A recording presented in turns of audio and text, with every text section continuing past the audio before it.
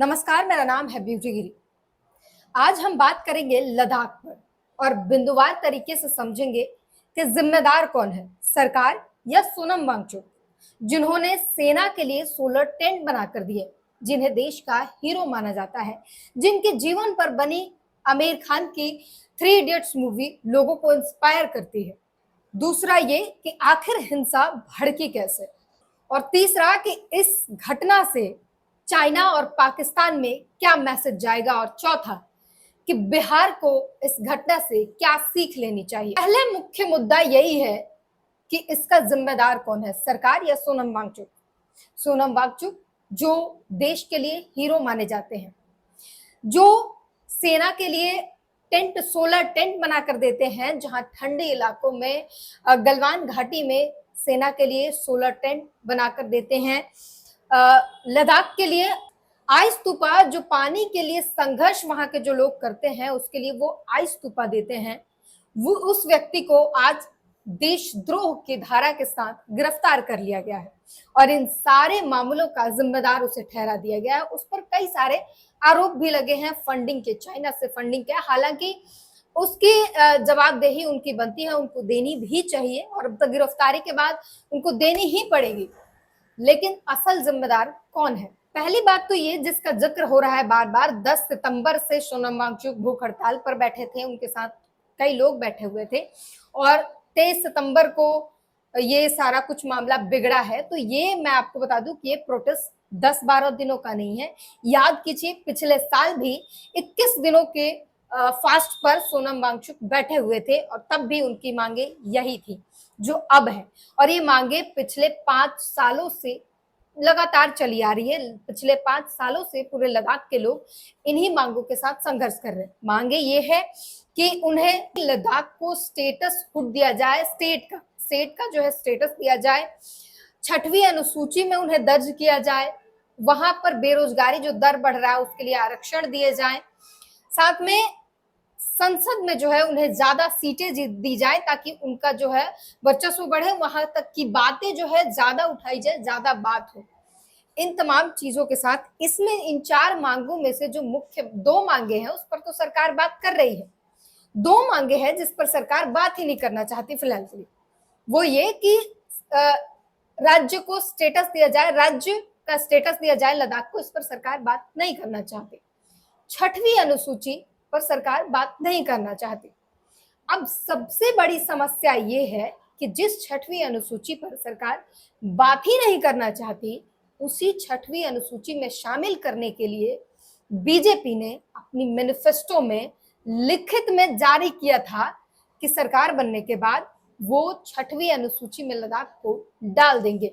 इसका प्रमाण हर जगह मौजूद है। मैनिफेस्टो में बीजेपी का ट्वीट हो, मैनिफेस्टो में सब कुछ मिल जाता है। तो सोचिए कितना बड़ा धोखा हो इनके साथ।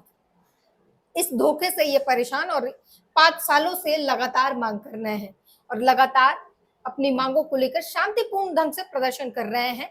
लेकिन हमारे देश की समस्या यह है कि जब तक कोई बवाल न मचे उस पर नजर किसी की नहीं जाती है और इसलिए इनकी मांगों को दरकिनार इग्नोरेंस जो होता है वो इग्नोर ये महसूस कर रहे थे। सालों से इनके साथ इग्नोरेंस वाला बिहेवियर जो था, इससे ये लोग अब परेशान हो आ चुके थे।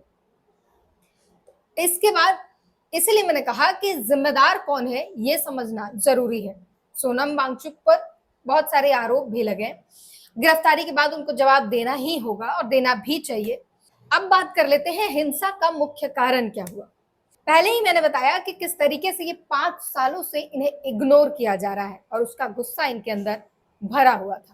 10 सितंबर को जो भूख हड़ताल शुरू हुई थी, 23 सितंबर आते आते वहां पर 2 प्रोटेस्टर्स बेहोश हो गए, जिनकी उम्र जो है काफी ज्यादा थी, 60 प्लस थी, वो बेहोश हो गए। और उसके बाद युवाओं में जो गुस्सा जो 5 सालों का भरा था वो एकदम से फूट पड़ा और वहां पर अफरा तफरी और जो नहीं होना चाहिए, मिडिल ईस्ट जैसी तस्वीरें आने लगी, गाजा जैसी तस्वीरें आने लगी जो नहीं आनी चाहिए थी। लेह लद्दाख के लोग जो शांति प्रिय थे, हिंसक बन चुके थे और इस तरीके की तस्वीरें आने लगी जो नहीं आनी चाहिए लेकिन आई।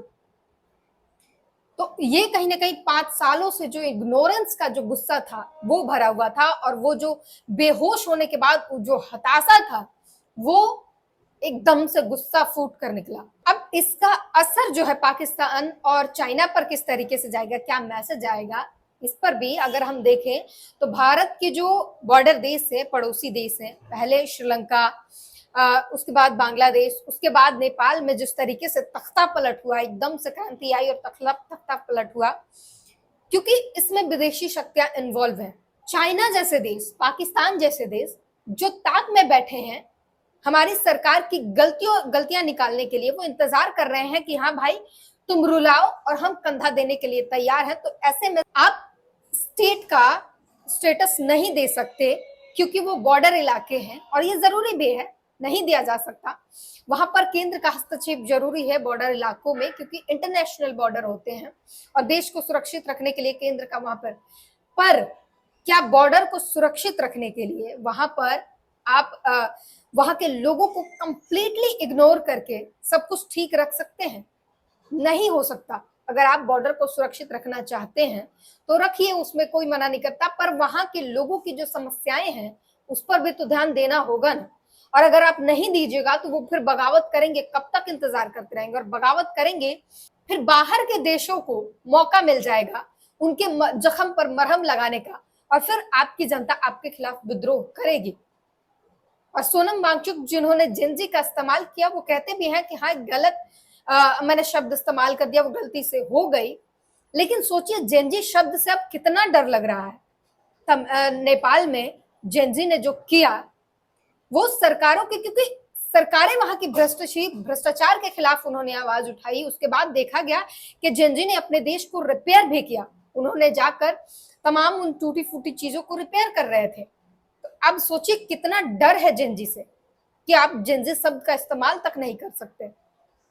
लेकिन आपको हरकतें वही करनी है, आपको सुनना नहीं है, लोगों को इग्नोर करना है, चाहे वो सालों से बैठे हुए, सालों से उनकी मांगों को इग्नोर करना है, तो फिर बगावत तो होगी ही। इसमें सिर्फ लद्दाख के लोगों की गलती नहीं है।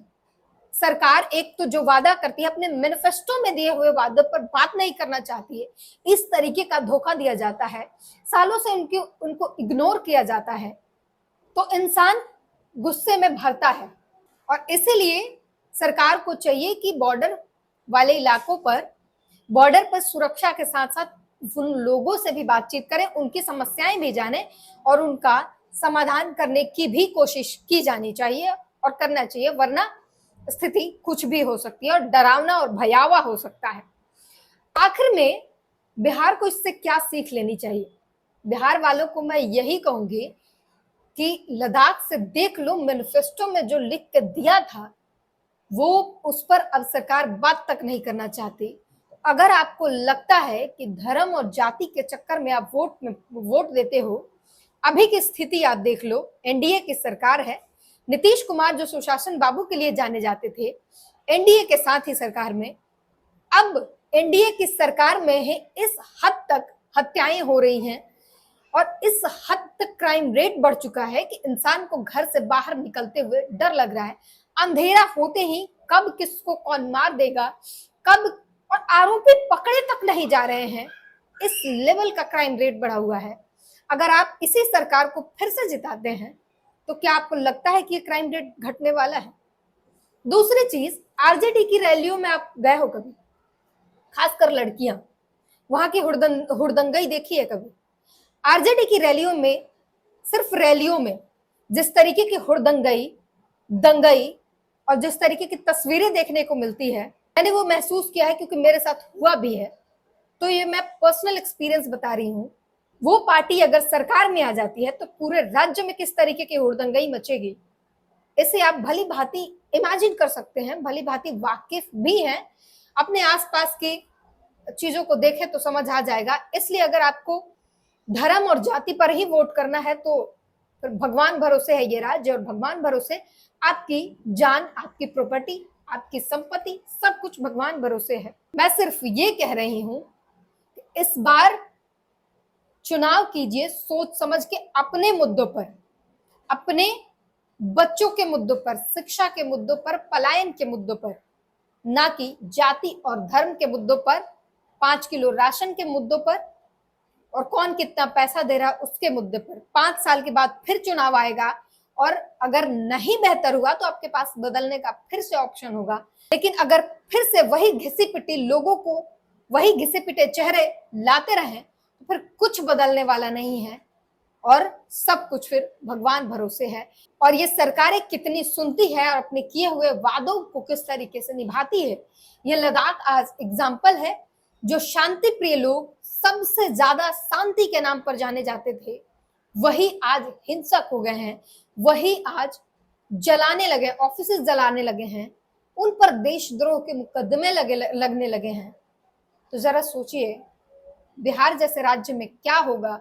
और बिहार इतने सालों से पिछड़ा है, पिछड़ा था, ये मानने में कोई गुरेज नहीं है, लेकिन इतने सालों से पिछड़ा ही रह गया, ये सबसे बड़ा दुर्भाग्य है। और इसमें किसी और की गलती नहीं है, आपकी गलती है, आपके द्वारा चुनी हुई सरकार की गलती है।